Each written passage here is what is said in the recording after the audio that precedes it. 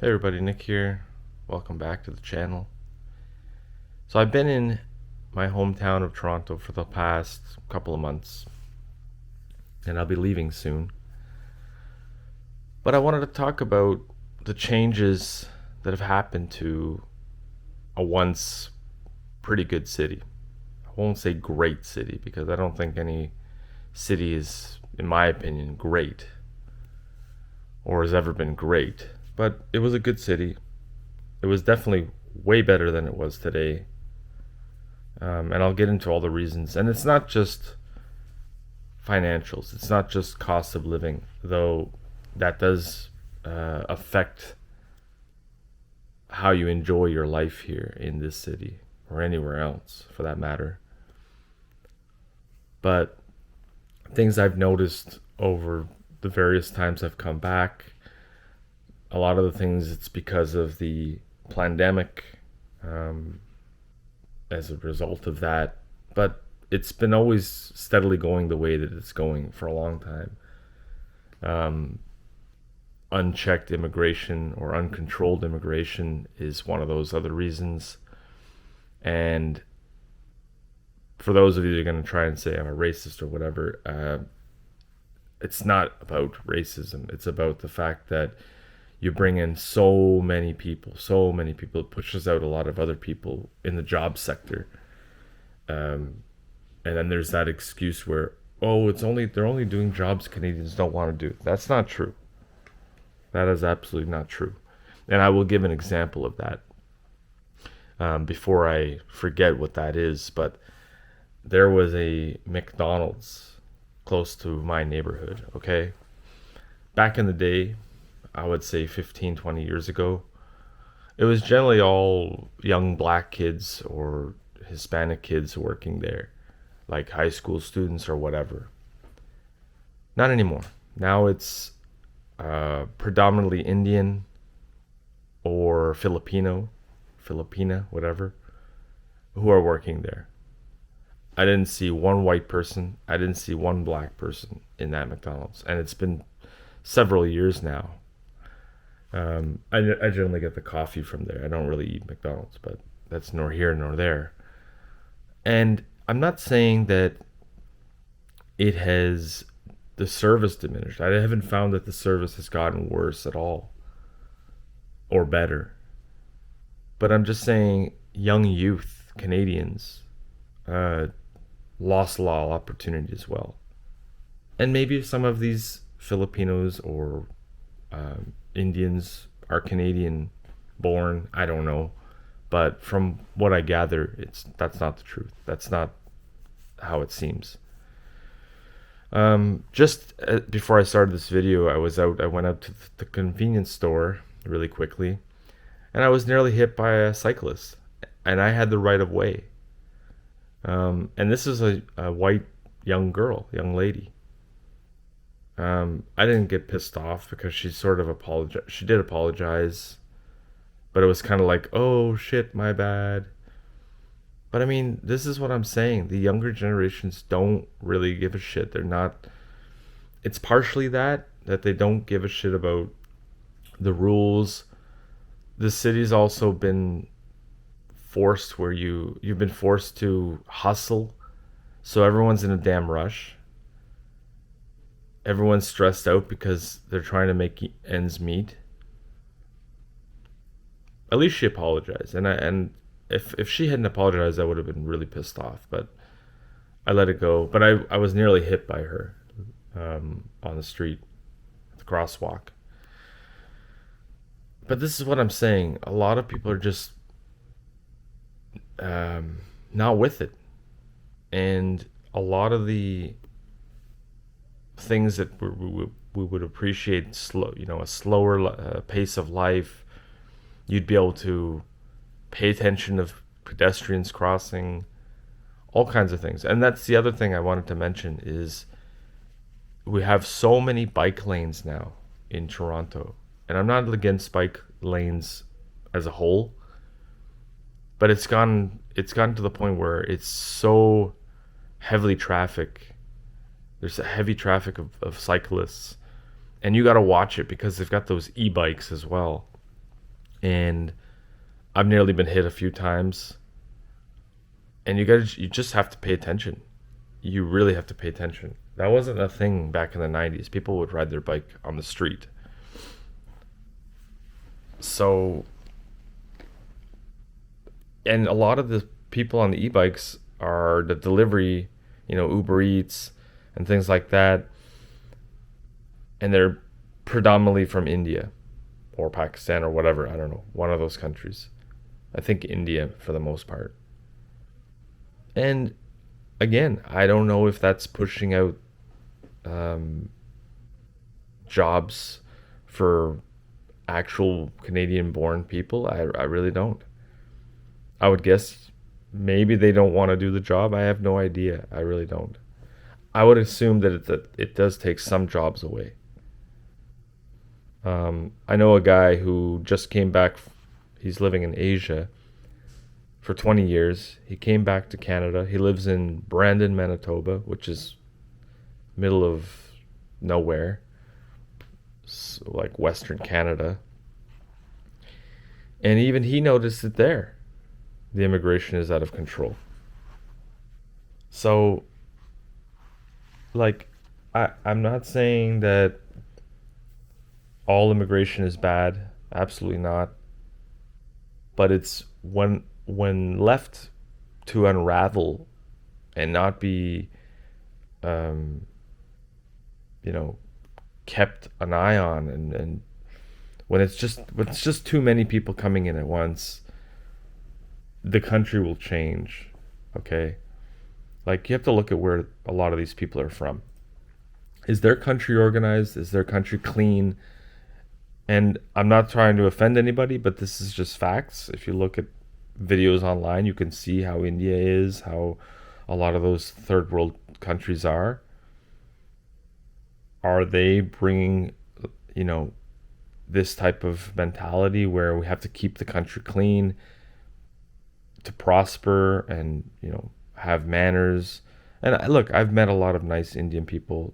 This is not trying to put them all in one grouping, but a majority come and they don't share the same, mentality as everyday Canadians. Now, other things that I've noticed Toronto has gone down with is the fact that people are not as friendly as they once were. I grew up in Toronto in the 90s and beyond. Um, People were much more friendly. People were way more neighborly. Like everyone just seems to be closed in and unwilling to even have a conversation, or people get really triggered easily in the city. It's absolutely sad to see a pretty good that once was a pretty good city gone this way. Um, an out a complete um, reversal of what it used to be. Also, the fact that there's a lot of mental illness, people with mental illness roaming the streets, and it's just like unbelievable. I never saw this when I was growing up in Toronto. Sure, it's been like about 30 years, but I've never seen this. I never did not see this in Toronto. It's absolutely out of control. The governments do nothing about it, and it's only getting worse with everyone under stress because they're worried about paying bills, and obviously the pandemic didn't help people where they had to stay indoors, and I mean, we know what the reasons are for that. I won't get into those specifics. Um, it's getting way more crowded than it used to be. If you look downtown, if you've ever been to Toronto, if you look on videos and stuff, you can see condo being built after condo after condo, more people moving into the city. It's just absolutely getting crowded, especially downtown. Um, just kind of in the outskirts of the city, it's not so bad, but it'll eventually get pretty bad. I mean, the area that I'm staying in here in the West End, they're planning an 8 building project.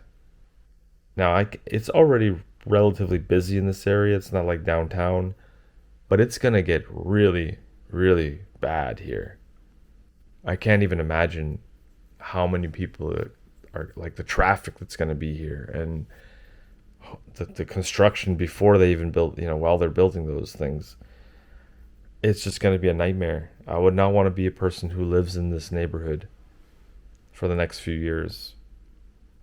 And they're also going to be building a men's homeless shelter in the same area. Now, I'm not against helping people who really need it, but that brings a lot of problems as well. Especially if you don't have like a security at the place, and it's just drug users come uh, around the area. This is a pretty family oriented neighborhood. It's You can just see society crumbling if you spend any time in the city, especially if you've been here before, if you've lived in the city. Growing up in the city, I grew up in the city, so I have a pretty good scale to go on, and I can definitely see the changes. I remember growing up in the city very, very vividly, and that's another thing I will say. There's the lack of. I mentioned sort of the neighborly attitude towards each other, but I lived on a small street as a teenager, and everyone sort of hung out with each other. The kids all played together, neighbors knew each other, and this and that. I think that's going away, or has gone away. Because as I walk through different neighborhoods in the city, I don't see that. Sure, I see kids hanging out with kids, but it's like everyone's on the phone, or no one wants to. Like if they banned ball playing of ball hockey on the streets as well. You can't even play ball on your street. It's prohibited. Now, whether they're going to enforce that or not, I'm not really sure. But all it takes is one, irate neighbor or cranky neighbor that doesn't want even the kids to play ball near their house or their car or whatever. But we did that all the time. I remember like 25, 30 years ago. And there were good times, but those are pretty much gone.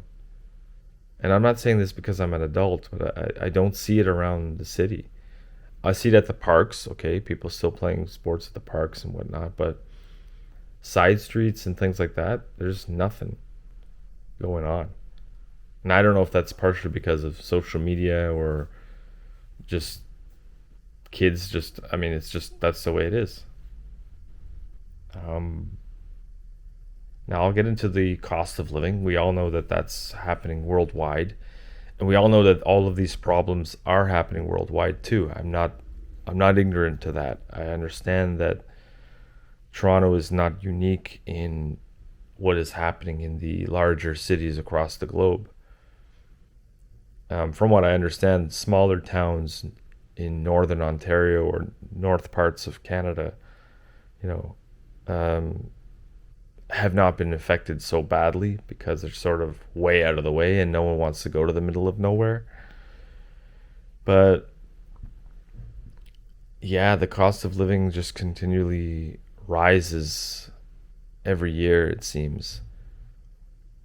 And this causes a lot of problems when people can't find jobs and or the job that they currently have doesn't pay enough.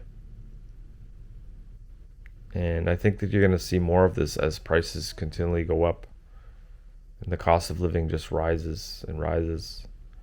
I don't know what the answer is, but maybe they're just doing that because obviously the system is made for that, was designed for that. But it's probably because they want people on universal basic income. And the more the pressure builds, the more people are willing to accept the help at any cost. They would sign their life away in blood if it meant they didn't have to pay bills and or at least struggle anymore. So, um, what are the positives of Toronto? It still has its decent parks where they have started to remove homeless people from them, in at least in the the family orientated ones, like the ones where families go to. So, I mean, yeah, that's another thing. There's a lot of homeless living in the parks. Um, what else? A lot of good food places if you're able to afford it. Weather is not so great. The summer here in 2025 was so. I mean, if you like hot weather. Winters can be bad, but they've been milder these last uh, decade or so, more. Yeah, I mean, other than that, there's not really a lot you can do in the city unless you are willing to spend money. So, as I've said it before, people just literally going through life, just working and wasting their life away on that because they have no choice. Um, Toronto, that's one other big thing that I forgot to mention is crime in Toronto. So carjackings are up like never before seen, the amount of carjackings going on here. Some gun crime has gone up. I generally still feel safe in Toronto in comparison to other cities I've been to or have lived in. It definitely will continue to get worse, probably crime wise, um, unless they are willing to increase police activity, police presence. But Toronto has a very useless mayor right now. I mean, this is the times we're living in. They wanted to change some names of streets in Toronto because they uh, believe that they are racists in the past. So the city wants to waste millions of dollars in changing names of streets, of main streets that we've known all our lives, which means you'd have to change the store signs as well. People who have the street names in their store signs or whatever. It's ridiculous. They'd rather do concert on that shit than actually fix the problems, the real problems of the city. It's unbelievable to me.